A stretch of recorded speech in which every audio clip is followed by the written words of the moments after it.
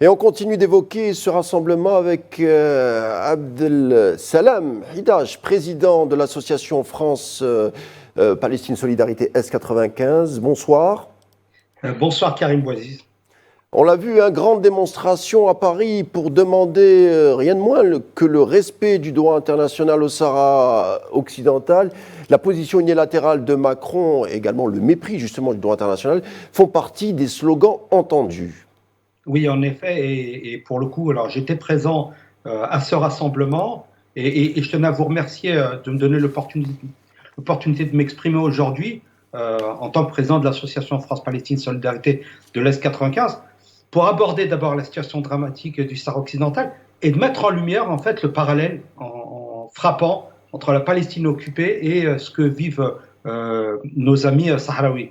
Et là, nous avons deux luttes similaires contre l'oppression coloniale qui sont marquées par l'occupation illégale, la dépossession et les atteintes quotidiennes aux droits fondamentaux des peuples concernés. Et en effet, lors de ce rassemblement, j'ai pu entendre plusieurs slogans. D'abord, à appeler à l'autodétermination, à ce que ce peuple, le seul pays encore colonisé en Afrique, le dernier, qui demande tout simplement sa liberté, que ces prisonniers soient libérés, vous savez, qui sont arrêtés de façon complètement désordonnée, sans procès, mais ça ne vous rappelle pas un cas? C'est exactement ce qui se passe justement là-bas en Palestine. Alors, ce qu'il faut savoir, c'est que le Sahara occidental, il est annexé illégalement depuis 1975 par le Maroc, et l'ONU, en fait, reconnaît ce territoire comme un territoire non autonome.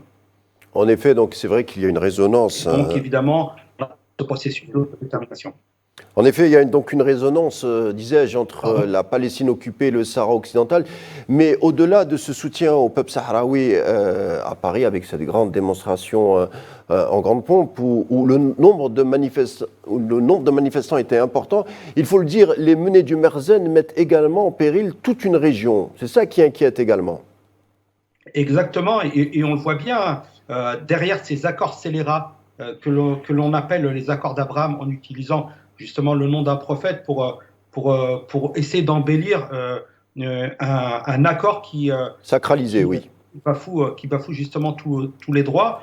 On voit bien que les Américains, à l'époque, Donald Trump, sur son premier mandat, demandaient justement au Maroc de se rapprocher de l'entité génocidaire pour pouvoir justement gagner cette légitimité à prétendre que le Sahara serait marocain. Et il faut rappeler que le Sahara est sahraoui et occidental. Un mot pour finir, vous parliez tout à l'heure de plusieurs tragédies qui traversent cette situation sahraoui. Les prisonniers politiques, certains sont prisonniers depuis de nombreuses années avec un vide juridique qui caractérise justement cette occupation marocaine. Et le rassemblement d'aujourd'hui appelle à leur libération. Un mot au sujet de ces prisonniers pour dire qu'on ne les oublie pas. Complètement. Et d'ailleurs, on pouvait voir des banderoles où figuraient les visages, en tout cas des leaders principaux qui sont identifiés dans la cause. Mais les prisons marocaines sont pleines de gens qui aspirent à la liberté et qui demandent la pleine souveraineté de leur pays, qu'est le Sahara occidental. Mais le combat continue évidemment. Et si vous voulez, moi je faisais un parallèle tout à l'heure, mais je me permets de continuer à le faire. Les Sahraouis comme les Palestiniens, eh bien, mènent ce combat pacifique pour leurs droits et ce combat pour la justice, la reconnaissance et la dignité. Et nous, notre rôle en tant que société civile internationale, c'est de ne pas rester silencieux face à ces injustices et de soutenir activement ces peuples dans leur quête de légitimité. C'est le combat que l'on mène aujourd'hui, c'est le combat que je mène avec l'association France-Palestine Solidarité, et je me devais d'être présent sur ce rassemblement pour apporter leur soutien, parce que moi, ce qui me gêne dans l'hypocrisie de certains, c'est qu'ils se prétendent pro-palestiniens, mais lorsqu'il s'agit de la liberté des autres peuples, à savoir le Sahara occidental, eh bien, pas de son, pas de lumière. Et subitement, les gens se taisent. Et lorsque l'on est dans un combat décolonial, eh bien, on aspire à décoloniser le monde entier et pas seulement un État.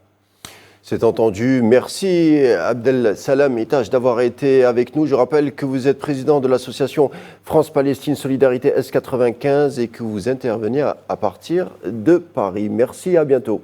Merci Karim Bouaziz.